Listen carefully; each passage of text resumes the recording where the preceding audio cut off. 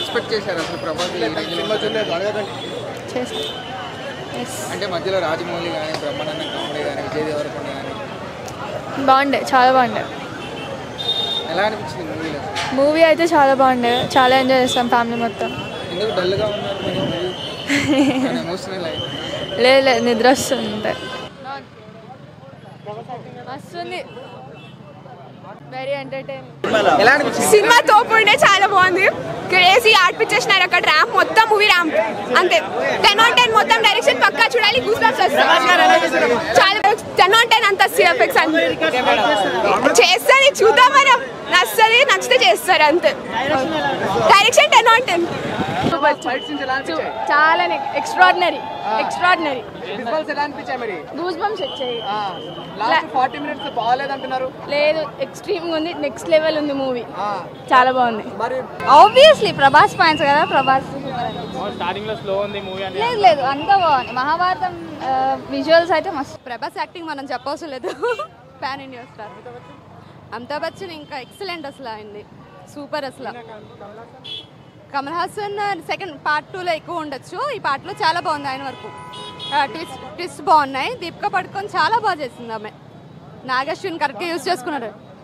Songs అవి అంటే ఉంటాయి 1 or 2, చూడాలి, మూవీ చూస్తే తెలుస్తుంది. చాలా బాగున్నాయి, షార్ట్స్ అవి బాగున్నాయి, టేకింగ్ చాలా బాగుంది.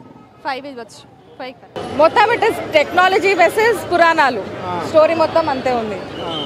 Overall crazy movie, very nice, amazing. Climax second part కి take to the second part. Amazing movie, overall very nice movie.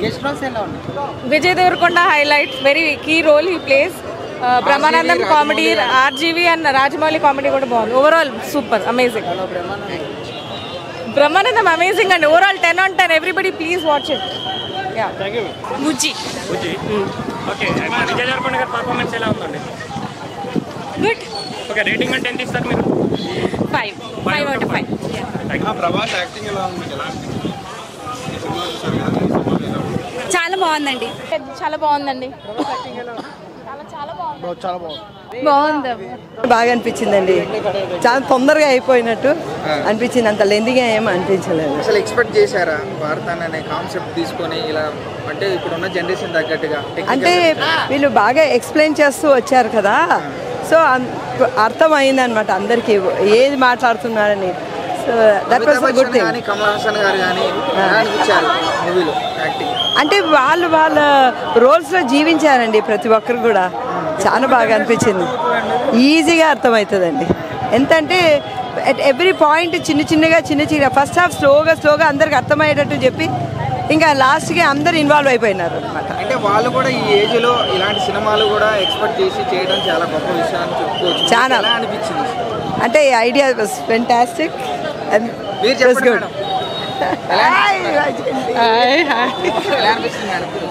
చాలా బ్రహ్మాండంగా ఉందండి.